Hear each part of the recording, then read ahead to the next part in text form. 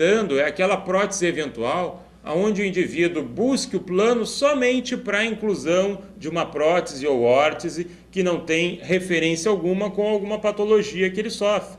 É um indivíduo que, por exemplo, já tinha amputação de um braço e chega junto ao seu plano pedindo, então, um braço mecânico, por exemplo, e isso é desvinculado de qualquer tratamento para alguma patologia que ele estivesse sofrendo.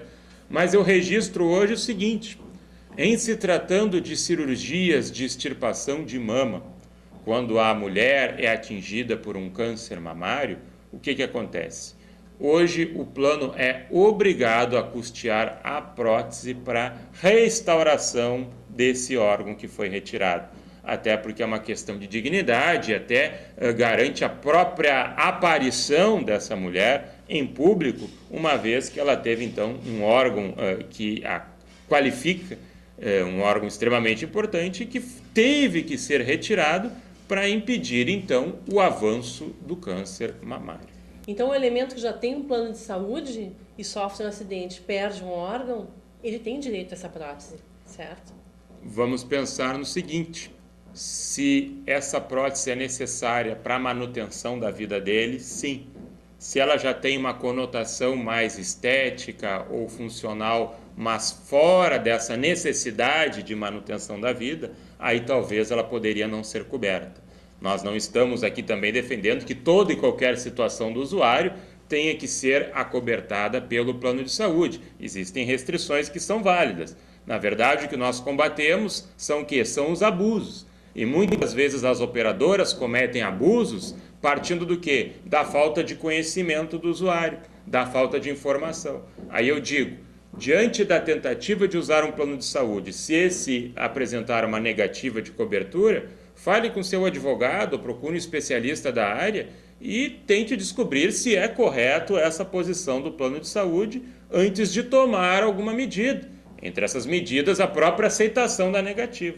Tente se informar, por quê? Porque são contratos complexos. Contratos de planos de saúde não são de fácil interpretação. A operadora ela montou o contrato, o indivíduo ele faz o quê? Ele adere, as condições são dadas pela operadora. Na verdade, muitas coisas ali estão focadas a beneficiá-la. Então, antes de aceitar alguma resposta negativa ou positiva, fale com um especialista do setor para que ele possa, então, lhe dizer se está correta ou não a conduta da operadora. Justamente por ser um contrato de adesão, já há um certo privilégio por parte das operadoras, não é mesmo? Exatamente. Exatamente. Aliás, hoje a maior parte dos contratos com grandes empresas tem essa forma de apresentação que é o chamado contrato de adesão. Por que contrato de adesão? Porque a operadora de plano de saúde, ou fornecedor de cartão de crédito, ou a seguradora que cobre o sinistro com o carro, ela já tem um contrato pré-elaborado. Ela já colocou as condições e ela não está negociando essas condições, ela está lhe trazendo elas. Se o indivíduo se interessa, ele faz o quê? Ele não negocia, ele apenas assina. Quando muito o espaço para negociação é o preço. Agora, as condições em geral já são pré-elaboradas e, diante de uma pré-elaboração, aquele que toma o serviço é apenas um aderente. Por isso que é contrato de adesão. E, diante de um contrato de adesão, exige-se o quê? Que quem fez esse contrato, quem pré-redigiu ele, seja claro, seja objetivo e seja transparente, para que não haja dúvidas sobre aquele que está contratando, que é o agente consumidor, que é o vulnerável. E as carências, professor? Que tem muitas dificuldades, hoje em dia o usuário passa por muita dificuldade por causa das carências. É um outro problema também corriqueiro e que também remete muito ao Poder Judiciário no Brasil, a questão das carências em planos de saúde. As operadoras de planos de saúde não são obrigadas de pronto a cobrir toda e qualquer doença que já exista sobre aquele usuário que está fazendo o contrato. Hoje, a lei de planos de saúde e as normas expedidas pela ANS e também por um outro órgão chamado de CONSUL, Conselho Nacional de Saúde Suplementar, dizem o quê? que para lesões, para doenças pré-existentes, pode haver um tempo de carência de até 24 meses. Para partos, por exemplo, são 300 dias. Quer dizer, se a mulher já está grávida e o parto não é emergencial, efetivamente, antes de 300 dias, ela não tem como ter a cobertura do seu plano. Se foi assim contratado, com esse prazo de carência, o que acontece? Duas situações. Ou a operadora faz uma entrevista com o indivíduo, ou submete ele a um exame médico, ou comprova que ele já sabia ser portador de uma determinada doença. Olha, eu tenho aqui como comprovar que quando tu entraste no plano, tu já era portador de câncer, algum tipo de câncer.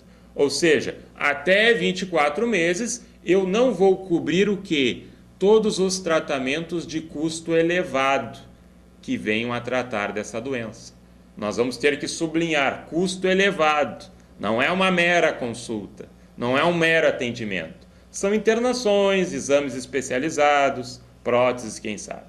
Se o indivíduo, então, é comprovado que ele já sabia que existia a sua doença, e na hora de contratar ele disse que não tinha nada, bom, aí ele faltou com a verdade e essa doença não será coberta. Aí ele vai ter o quê? Uma cobertura parcial temporária durante 2 anos. Há como superar essa carência para esse indivíduo que já tem essa doença?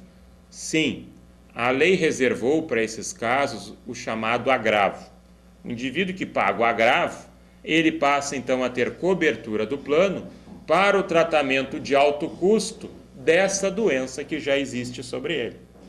Agora, se o indivíduo não foi perguntado se tinha doença, ou se ele não sabia que era portador dessa doença, o risco é da operadora. Cabia a operadora ter pedido um exame médico para ele. A operadora não pode se negar. Ela não pode dizer, eu não vou atender o indivíduo que é portador de câncer, que é portador da SIDA ou da AIDS, né? Eu não vou atendê-lo. Isso é discriminação, isto não pode ocorrer. O que pode acontecer é que durante até 24 meses não haverá cobertura para esta doença. Agora, se ela não pergunta, se ela não submete o indivíduo a exame e ele efetivamente não sabia que já vinha com a doença, essa doença agora é risco da operadora. Ela vai ter que cobrir. Infelizmente, o tempo está se esgotando.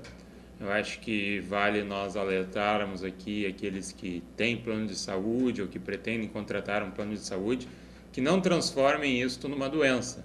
Ou seja, que verifiquem a saúde da operadora de plano de saúde, conversem com algum profissional que entenda a regulamentação do setor, porque depois de assinado o contrato, aí sempre se torna mais difícil a discussão e aí, invariavelmente, acabamos tendo que buscar o Poder Judiciário. Então, em relação a planos de saúde, talvez é melhor evitar dores de cabeça futura conversando com quem realmente possa responder bem sobre esse negócio que é complexo, sobre esse contrato, recheado de cláusulas e algumas, inclusive, abusivas, e que devem ser bem observadas para evitar-se posteriormente brigas e recursos ao Poder Judiciário. Dúvidas e sugestões, entre em contato com o e-mail abaixo e estaremos aí até a próxima conversando sobre novos temas do direito do consumidor.